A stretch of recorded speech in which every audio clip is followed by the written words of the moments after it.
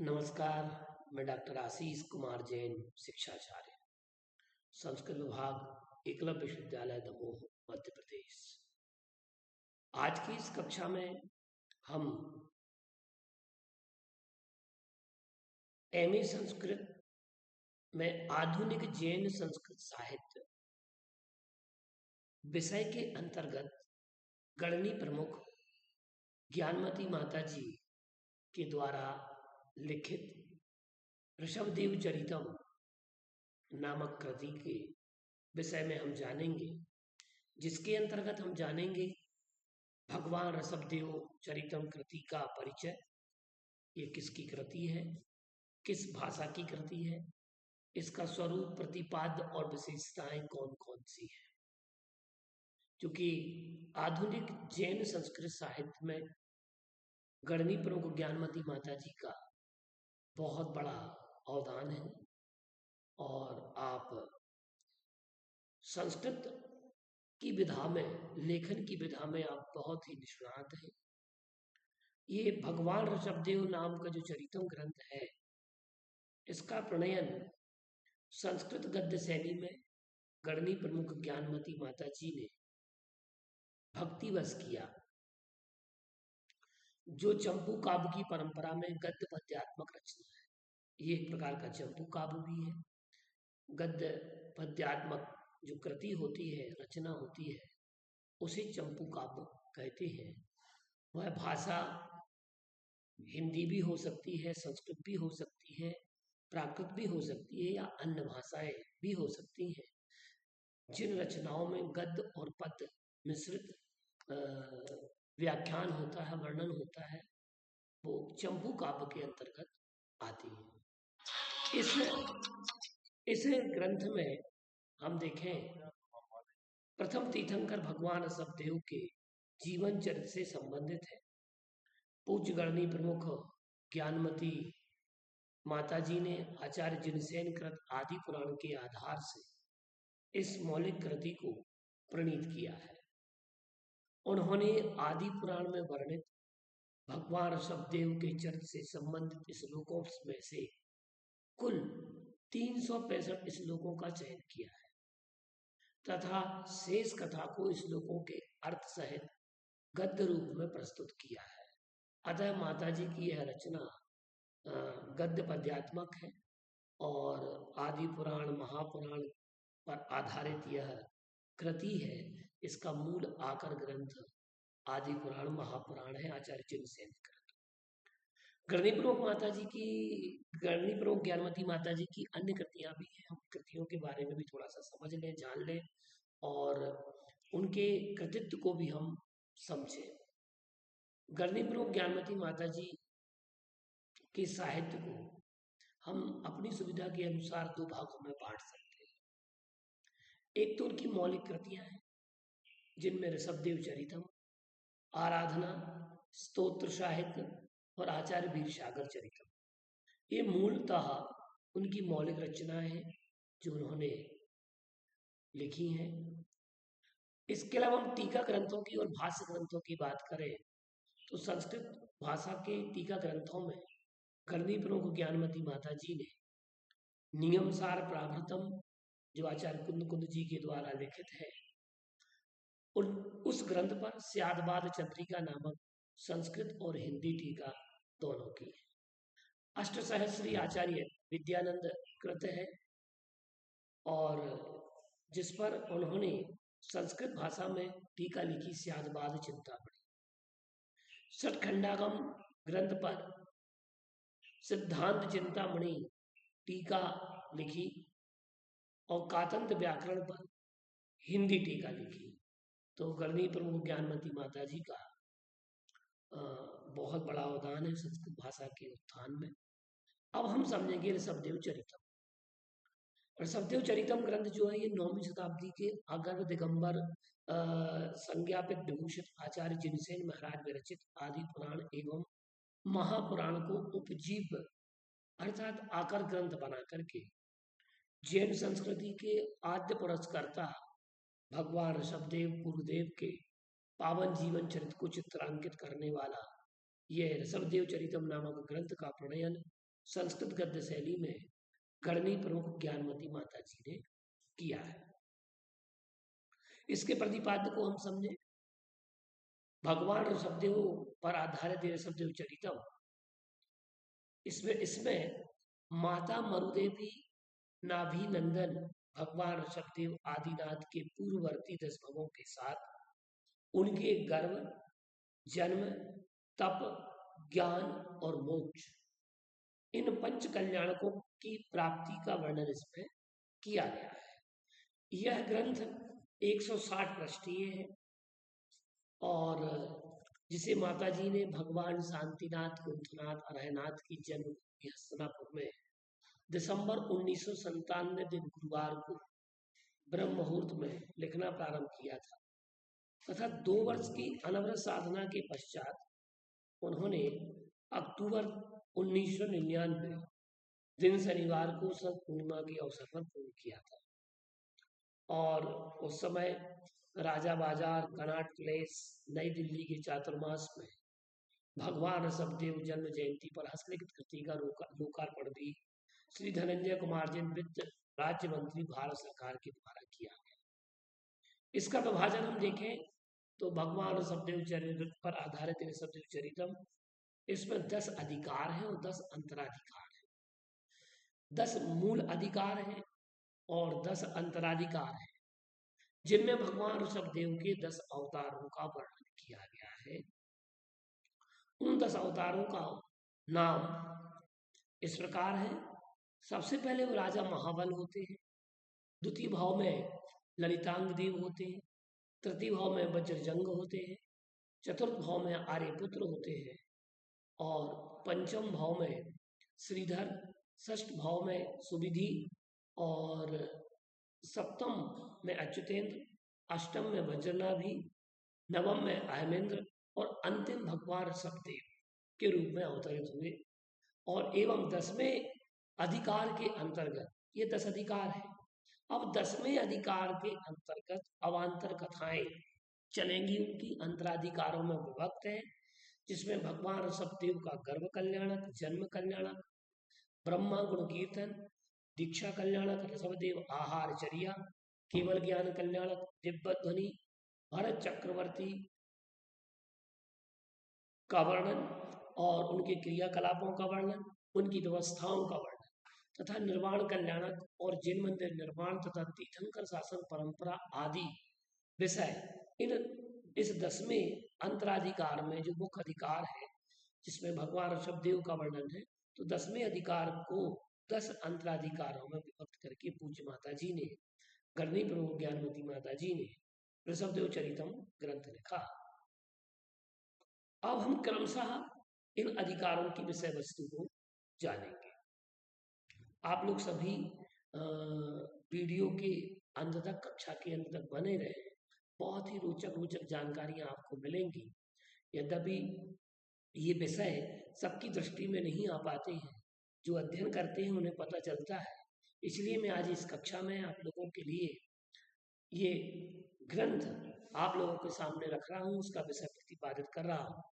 ऋषभदेव चरितम के प्रथम अधिकार में इसमें कुल 42 पद है, क्योंकि मैं पहले ही बता चुका हूँ कि माताजी ने कुल मिलाकर के इसमें 365 श्लोकों को चयनित किया है और शेष विषय वस्तु उन्होंने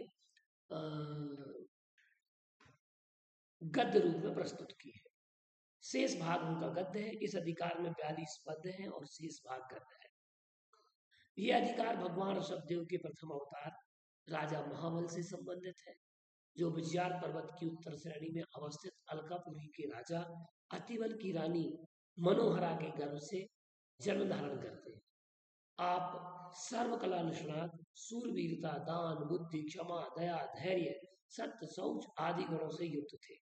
अब आप देखिए कि जैन दर्शन में जो तीर्थंकर अवतरित होते हैं, गर्भावतरित होते हैं, यद्यपि जैन दर्शन में अवतारवाद की मान्यता को मान्य नहीं किया गया है। यहाँ स्वयं के कर्म के आधार पर, स्वयं के पुण्य के आधार पर, तीर्थंकर नाम की प्रकृति के आधार पर जो तीर्थंकर बनते हैं, तीर्थंकर प्रकृति नाम कर्म का बंध करते हैं, वो ही तीर्थंकर होते हैं। तीर्थंकरों के 5 कल्याणक होते हैं और ये केवल 24 ही होते हैं। अब आप देखिए जैन दर्शन की परंपरा में जो तीर्थंकर बन रहे हैं उनके पूर्व भवों का कितना विशद वर्णन, कितनी सूक्ष्मता के साथ किया गया है। और ये कपोल कल्पित बिल्कुल भी नहीं है, ना ये कहा जाए कि ये कपोल कल्पित घटनाएं हैं। इनका तादात्म्य संबंध आप देखिएगा किस प्रकार से तादात्म्य संबंध इनका बैठता है। और सबसे बड़ी बात, यहाँ राजा के साथ साथ आचार्य जिनसेन महाराज अपने आदि पुराण में जो कथा कह रहे हैं उसी कथा को पूज्य माता जी ने बहुत अच्छे से बतलाया है। यहाँ एक दूसरे के जीव के उपकार की भावना बतलाई गई है। जैन दर्शन का एक सूत्र है क्योंकि आचार्य उमा स्वामी जी ने दिया है, यद्यपि ये भगवान ऋषभदेव और इसके पहले भी 24 तीर्थंकर हो चुके हैं, भूतकाल के 24, वर्तमान काल के 24 और भविष्य काल के 24, ये कंटिन्यू परंपरा निरंतरता को प्राप्त होती रहती है। अब इनके 4 मंत्री थे, एक महामती, संभिन्नमती और सतमती और स्वयं बुद्धि नाम के 4 मंत्री थे। इनमें से स्वयं बुद्धि नाम का मंत्री राजा का हितैषी था। इस बात को सुनिएगा, कितनी अच्छी बात यहाँ पर आ रही है। उसके द्वारा उपदेश एवं पुरुषार्थ से ही महाबल को अपनी शेष आयु का ज्ञान होता है। देखिए, अगर मंत्री अच्छा हो, आपका परामर्शक अच्छा हो, आपका मेंटर अच्छा हो, तो आपके सामाजिक निर्णय, राजनीतिक निर्णय अथवा व्यक्तिगत निर्णय, जीवन से संबंधित निर्णय अच्छे हो पाएंगे। फलस्वरूप वे ईशान स्वर्ग में ललितांग नाम के देव हो गए। और ये ऋषभदेव चरितम श्री दिगंबर जयंत लोक शोध संस्थान जम्मूदी फसलापुर मेरठ से प्रकाशित है। द्वितीय अधिकार में यह अधिकार भगवान ऋषभदेव के ललितांग देव, देखिए कनेक्टिविटी, यहाँ से वो ईशान स्वर्ग में पहुंचते हैं। ललितांग नामक द्वितीय अवतार से संबंधित है। इसमें जिसमें यद्यपि यहाँ अवतार शब्द प्रयोग हो रहा है तो इसको अवतार न माना जाए, यहाँ जन्म माना जाए, जिसमें ललितांग का उपवास सैया से अयोनि जन्म, जन्मोपरांत, यद्यपि देवताओं का जो जन्म होता है, देव नारका नाम मुखवादा, देव नारका नाम मुखवादा, तो देव और नारकियों का जन्म जो होता है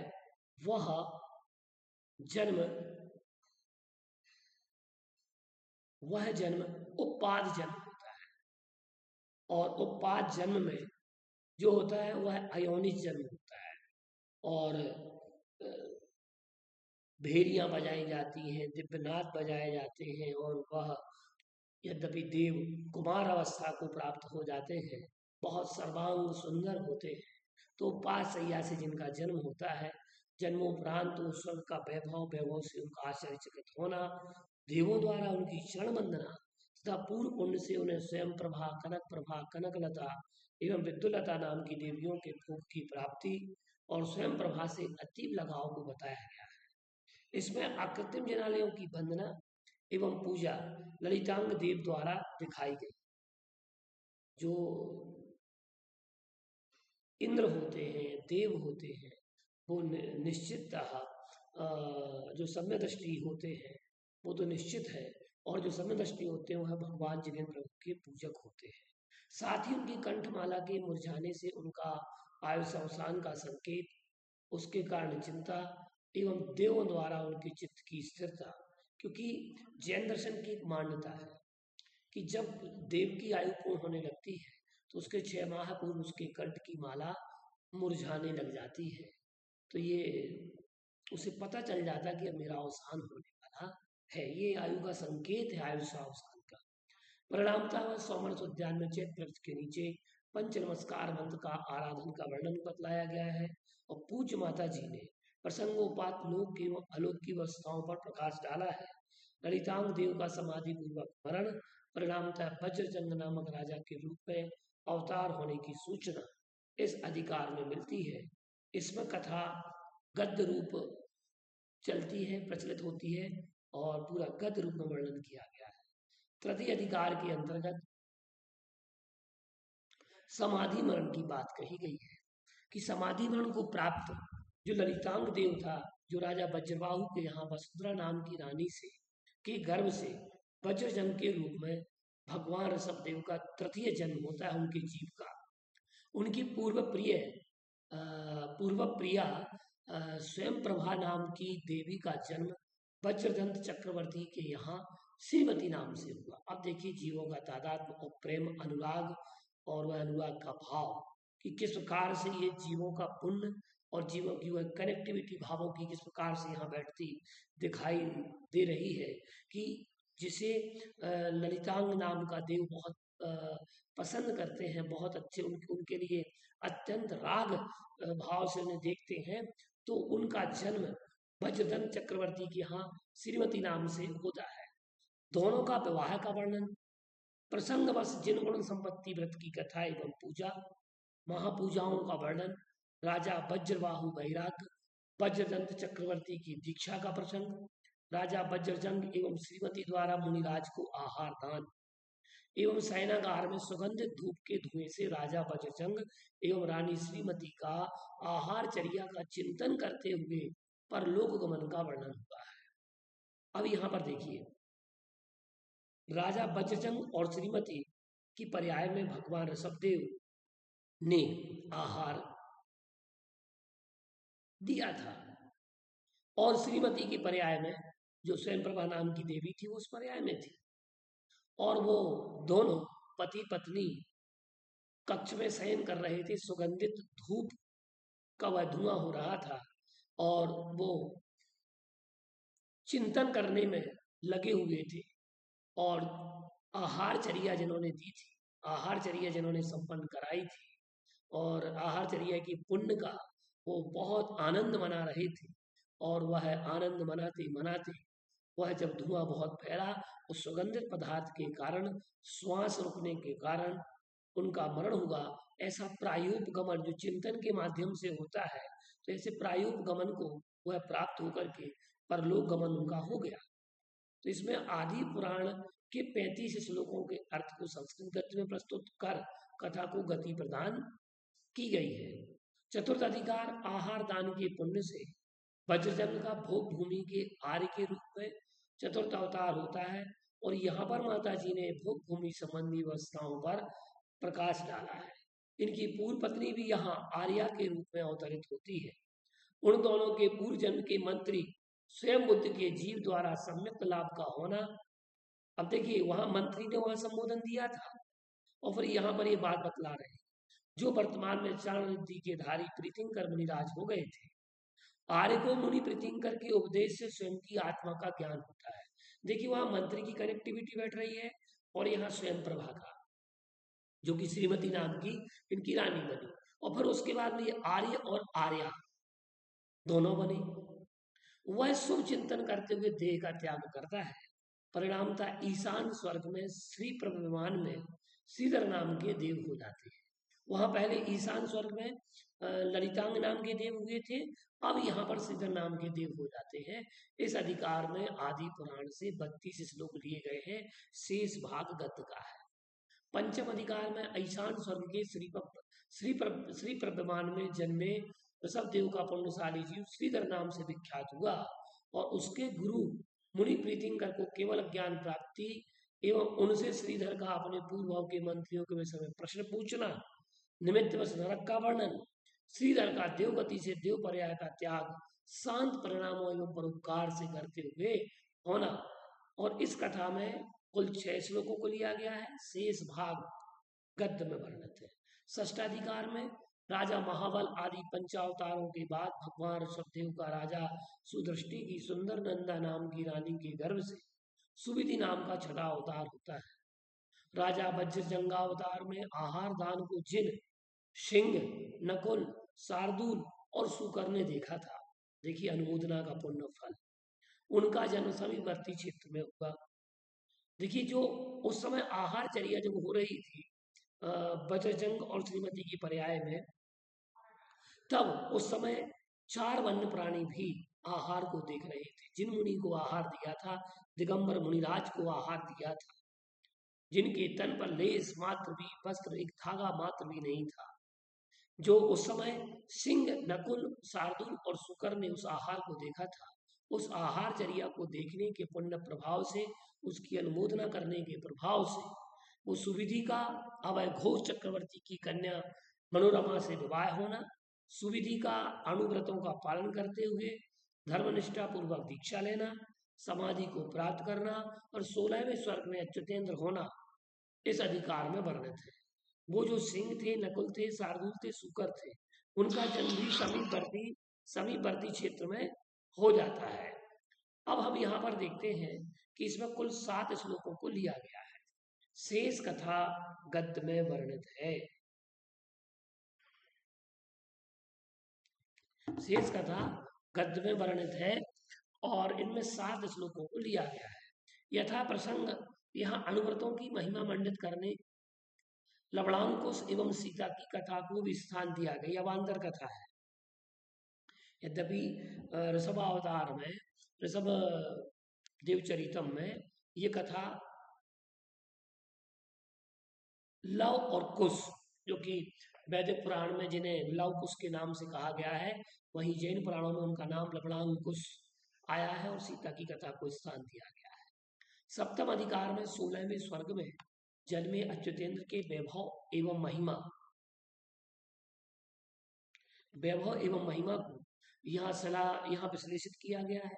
पूज माता जी ने इस अधिकार में भवनवासी भयंकर वैमानिक देवों का वर्णन, उनके द्वारा बंदित जिनालयों का वर्णन, उन्होंने प्रतिमा का लक्षण, गृह चैत्यालय निर्माण संबंधी प्रमाणों को दर्शाया है। और अच्युतेंद्र का शांत भावों से देह त्याग करना ये विषय वर्णित है। इसमें केवल एक श्लोक को आदि पुराण से लिया गया है। शेष गद्य में वर्णित है कथा। अष्टम अधिकार में भगवान ऋषभदेव के 8वें भाव में राजा वज्रसेन की रानी श्रीकांता के गर्भ से वज्रनाभि के रूप में जन्म होता है। वज्रसेन के द्वारा वज्रनाभि का राज्याभिषेक करना, स्वयं जैनेश्वरी दीक्षा धारण करना, वज्रनाभि के चक्ररत्न की उत्पत्ति, दिग्विजय यात्रा, चक्रवर्ती का वैराग्य एवं स्वयं के पुत्र वज्रदंत को राज्य सौंपना, 16 भावनाओं का चिंतन करना, तीर्थंकर नाम प्रकृति का वध करना और अंत में प्रायोपगमन संन्यास धारण कर आयु के अंत में प्राण परित्याग कर सर्वार्थ सिद्धि नामक विमान में अहमिंद्र होना आदि वर्णित है। इस अधिकार में आदि पुराण से 72 श्लोकों को लिया गया है। शेष गद्य में कथा वर्णित है। नवम अधिकार यह मोक्ष सुख के निकट महाबल का जीव सर्वार्थ सिद्धि नामक विमान में अहमेंद्र पद को प्राप्त करता है। और इस नवम अवतार के संदर्भ में माता जी ने इस अधिकार में सौधर्मादि 16 स्वर्गों में से लेकर सर्वार्थ सिद्धि विमान के वैमानिक निवासी देवों के सुख, आयु आदि का वर्णन 7 परम स्थानों की सप्तमाण सिद्ध देवी की है। इस नवम अधिकार में विषय वर्णन हेतु 16 श्लोकों का प्रयोग आदि पुराण से किया गया है। अब देखिए, मैं आपको बताऊं कि ये जो अधिकार है और ये ऋषभ देवचरितम ग्रंथ है, ये संस्कृत में भाषा में ही लिखा गया है, जिसमें गद्य और पद्य दोनों संस्कृत में है। दसम अधिकार में ऋषभावतार का वर्णन इस अधिकार के आश्रित अन्य 10 अंतराधिकारों में किया गया है, जिनमें ऋषभ अवतार की गतिविधियों, क्रियाकलापों को क्रमशः दर्शाया गया है। यथा गर्भावतरण, जन्म, ब्रह्म गुण कीर्तन, विद्यादान, दीक्षा, आहारचर्या, केवल ज्ञान, दिव्य ध्वनि, धर्मोपदेश, भरत चक्रवर्ती, निर्वाण और भरत द्वारा कैलाश पर्वत पर जिन मंदिरों का निर्माण आदि इस अधिकार में और अंतराधिकारों सहित कुल 219 श्लोकों में भगवान ऋषभदेव की कथा वर्णित है। शेष कथा गद्य में वर्णित है। हम 10वें अधिकार के प्रथम अधिकार अवांतराधिकार में चलते हैं, जिसका नाम है गर्भ कल्याण। जन सामान्य के जीवन यापन संबंधी क्रिया विधियों को बताने वाले कुलकरों की उत्पत्ति, उनकी संख्या, आयु तथा वृषभदेव की मां नाभिराय की पत्नी मरुदेवी को 16 शुभ सूचक स्वप्नों का दर्शन, राजा द्वारा फल कथन, देवोकृत 15 माह निरंतर रत्न वृष्टि, दिक् कुमारिकाओं द्वारा मातृ सेवा, शुश्रूषा एवं देवियों द्वारा उनको उपहार समर्पण आदि का वर्णन गर्भ कल्याण गर्भावतरण नामक अधिकार में वर्णित है।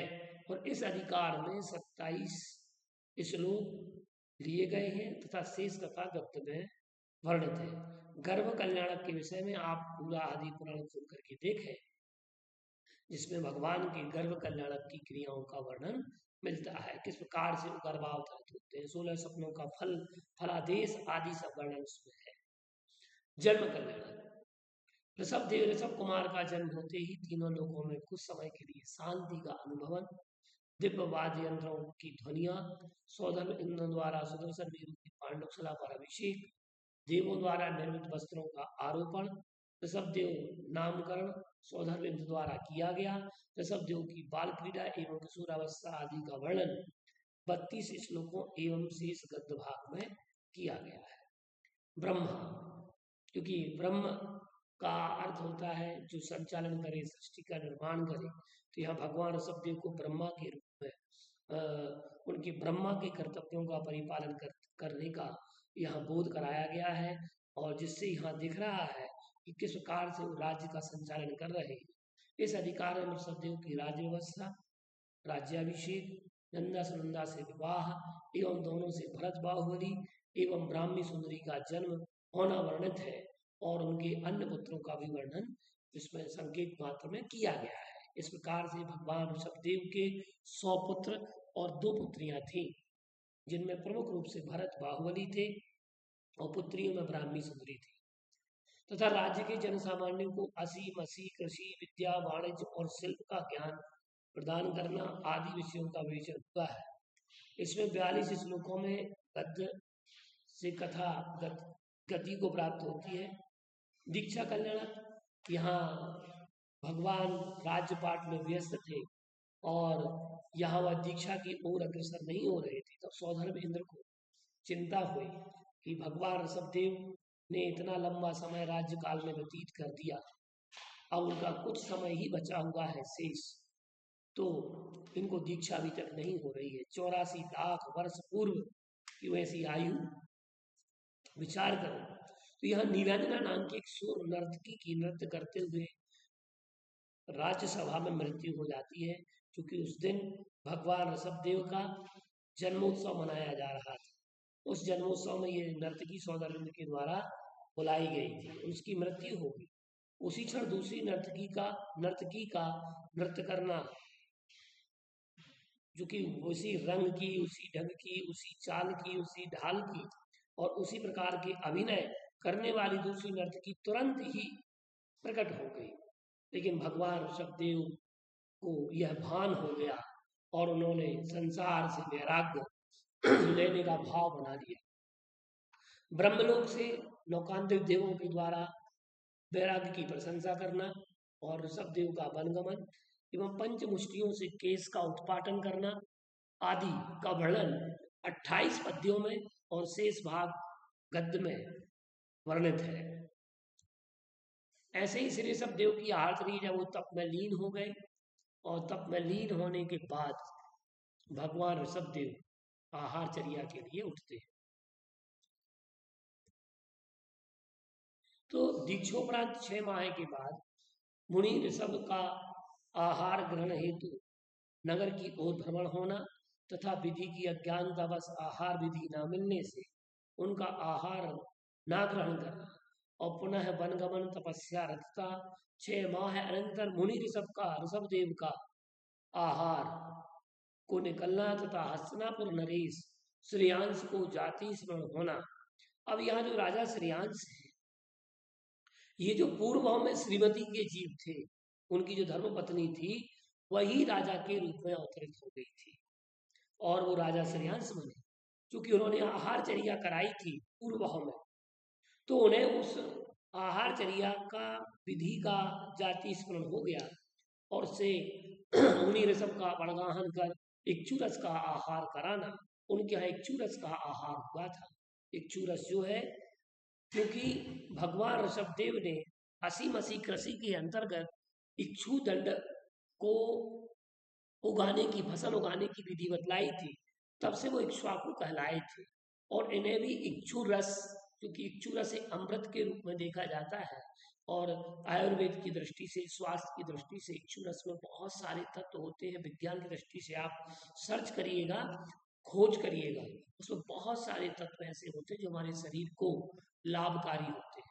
तो प्रारंभ में इक्षुरस का ही उपदेश भगवान ऋषभदेव ने किया था। तो ये इसमें इस अंतराधिकार में वर्णन, माता जी ने जैन शासन के 24 तीर्थंकरों के प्रथम आहार की नगरी एवं राजाओं के नामों का उल्लेख भी यहाँ प्रस्तुत किया है। इसमें कुल 21 श्लोक आदि पुराण से लिए गए हैं। शेष कथा का भाग गद्य में है, केवल ज्ञान कल्याण। मुनि ऋषभ सागर ऋषभ जी के लिए तपस्या शुक्ल ध्यान के परिणामतः ज्ञानावर्णाधिक पंचक, दर्शनावर्णाधिक चतुष्क, निद्रा प्रचला अंतराय पंच, इन 16 प्रकृतियों का नाश कर केवल ज्ञान की प्राप्ति होना, उनकी केवली अवस्था और अरिहंत अवस्था का वर्णन, धनपति कुबेर द्वारा स्वधर्म की आज्ञा से केवल ज्ञानी ऋषभदेव की उपदेश समोसरण की रचना शास्त्र प्रमाण सहित विवेचित की गई है। तब केवल ज्ञानी भगवान ऋषभ की स्वधर्मादि देवों द्वारा पूजन का वर्णन किया गया है और 152 श्लोक इसमें आदि पुराण से लिए गए हैं। शेष गद्य भाग है। दिव्य ध्वनि और भरत चक्रवर्ती का प्रसंग इसमें आया है, क्योंकि केवल ज्ञान के उपरांत यहाँ भगवान ऋषभदेव जब धर्मोपदेश प्राणी मात्र के लिए उनका होगा तो उपदेश का वर्णन, व्याख्यान, विस्तार वृषभ सेन नाम के गणधर के द्वारा किया गया।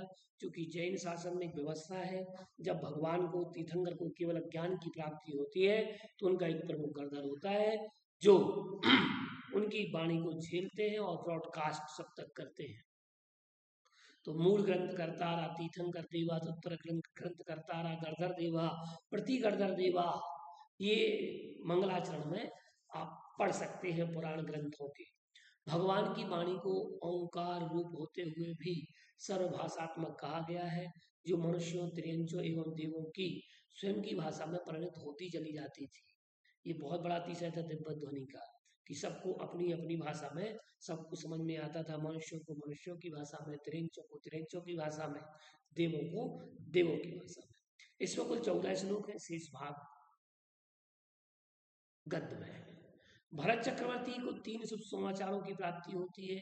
एक तो प्रथमतः भगवान ऋषभदेव का केवल ज्ञान की उत्पत्ति, अयोध्याशाला में चक्ररत्न का और अंतःपुर में पुत्र रत्न की प्राप्ति का वर्णन। फिर भरत चक्रवर्ती दिग्विजय की यात्रा जो 60,000 वर्ष तक चलती रही। भरत का अपने अनुज बाहुबली से युद्ध, और युद्ध में भी जल युद्ध, दृष्टि युद्ध और मल्ल युद्ध करना। देखिए, मंत्री अगर आपके अच्छे हो और बुद्धिशाली हो, परामर्शक आपका अच्छा हो, मेंटर आपका अच्छा हो, तो नरसंहार रोका जा सकता है। आज वर्तमान में जो युद्ध हम देख रहे हैं विदेशों में, इतना ईरान, इराक और अन्य जगह पे भी जो विश्व युद्ध की जैसी स्थिति बनी हुई है, कितना नरसंहार हो रहा है, लोग मारे जा रहे हैं, शहरों के शहर उजड़ गए, घरों के घर उजड़ गए। अभी बांग्लादेश में देखो कि क्या स्थिति बनी। तो उस समय अगर मंत्री समझदार हो, शासक समझदार हो, तो ये जन धन की हानि रुक जाती है। और वैसा भगवान ऋषभदेव चूंकि अहिंसावादी थे, अहिंसा का उपदेश दे रहे थे, और ऐसे अहिंसावादी भगवान के पुत्र भरत और बाहुबली के मध्य जब युद्ध हुआ, दोनों चरम शरीरी थे, दोनों पराक्रमी थे, और इसमें निश्चितता की खून की नदियां बह जाती। लेकिन मंत्री समझदार थे, उन्होंने सोचा कि अरे दोनों समझदार हैं, दोनों चरम शरीरी हैं, नरसंहार होगा। तो उन्होंने जल युद्ध का प्रस्ताव रखा, दृष्टि युद्ध का प्रस्ताव रखा और मल्ल युद्ध। दोनों भाइयों में ही परस्पर युद्ध हुआ, अन्य प्रजा आदि की कोई हानि नहीं हुई। ये होता है बुद्धि का प्रयोग। बाहुबली का वैराग्य आ जाना, भरत का पश्चाताप करना, ब्राह्मण वर्ण की स्थापना आदि का वर्णन 31 श्लोकों में की गई है। शेष भाग गद्य है। निर्माण कल्याणक ऋषभदेव का निर्माण प्राप्ति हेतु तप वर्णन, कैलाश पर्वत पर योग निरोध कर निर्माण प्राप्ति का वर्णन, और इसमें कुल 5 श्लोक और शेष गद्य भाग।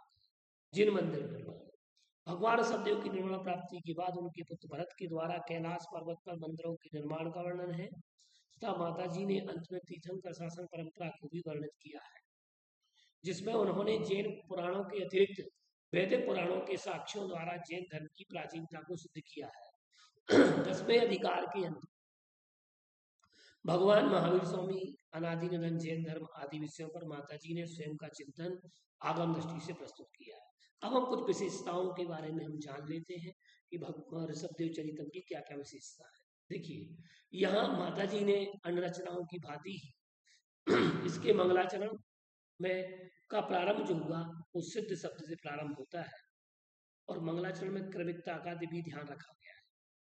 यह रचना अनेक दार्शनिक तथ्यों को उद्घाटित करने वाली अद्भुत रचना है,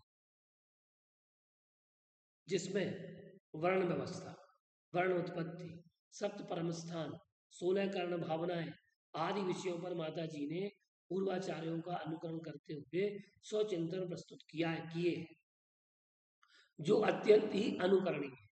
यह रचना ऋषभदेव के चरित्र के साथ साथ अन्य पौराणिक उद्धरणों को अपने में समाहित किए हुए है।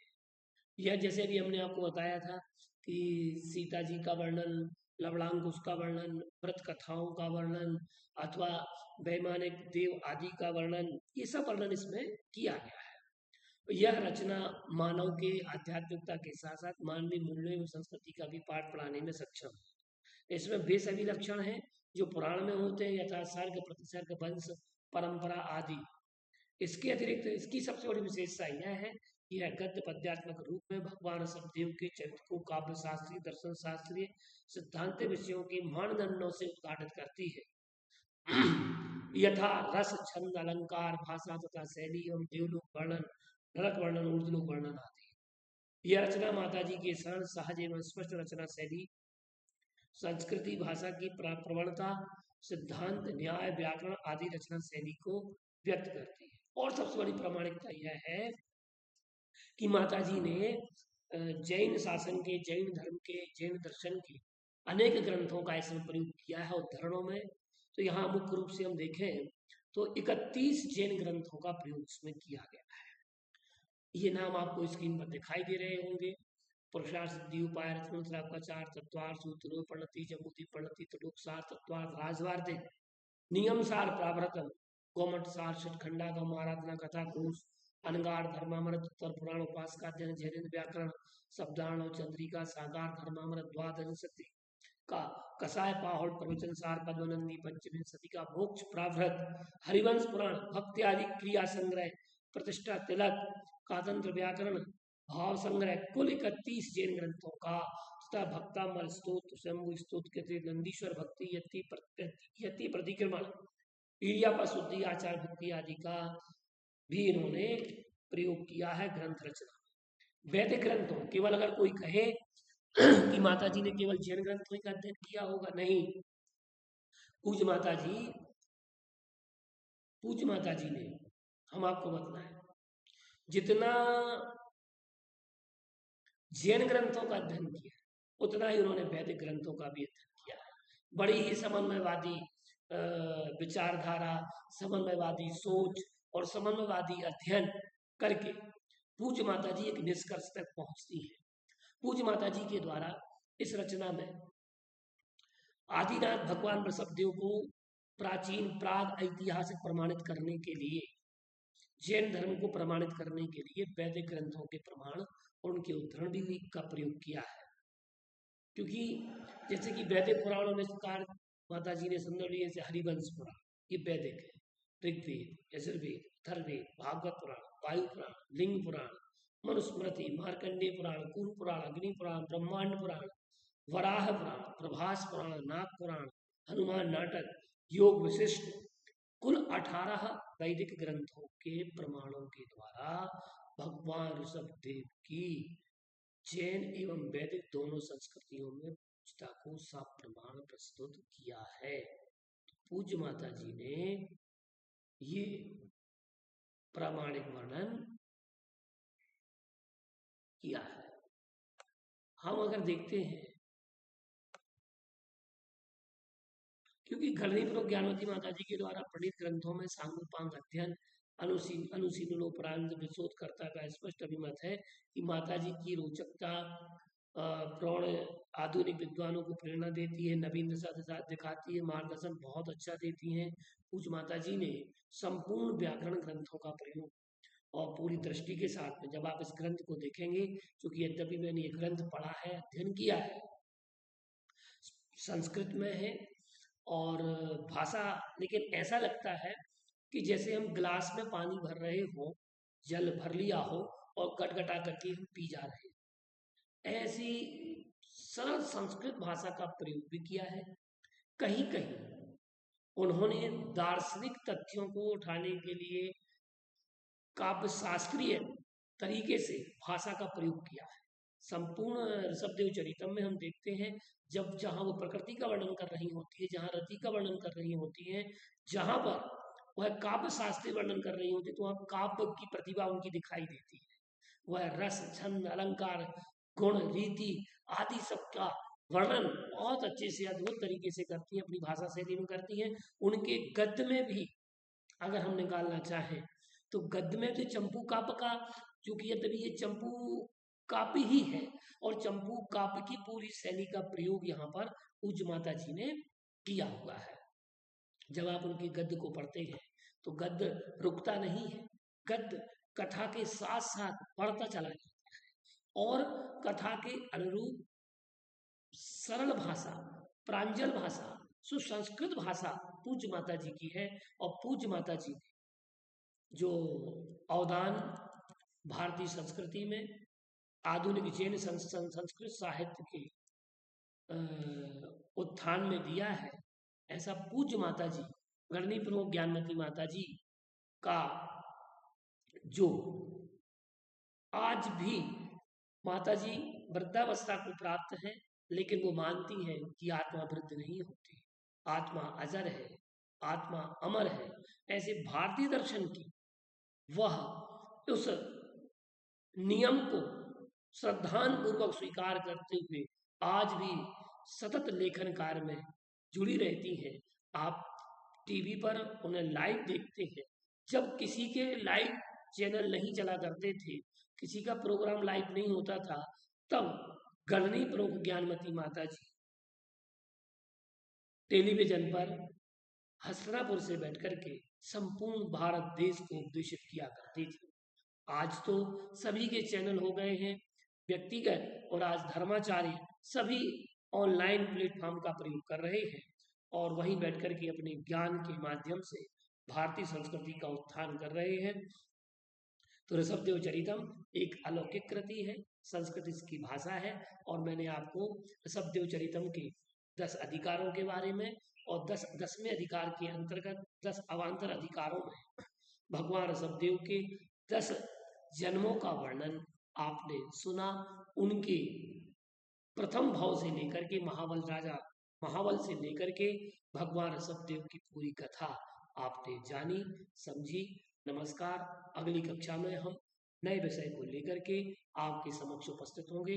मैं डॉक्टर आशीष कुमार जैन, शिक्षाचार्य, संस्कृत विभाग, एकलव्य विश्वविद्यालय दमोह, मध्य प्रदेश। आपने धैर्यपूर्वक सुना, बहुत बहुत धन्यवाद। अगर आपके लिए यह कक्षा और वीडियो और ये कृति बहुत अच्छी लगे तो आप इस वीडियो को बहुत अच्छे सभी जगह शेयर करें, जिससे लोगों के बीच में ये जानकारी आए कि जैन आर्यिकाओं ने भी संस्कृत भाषा के उत्थान में अपना अवदान दिया है।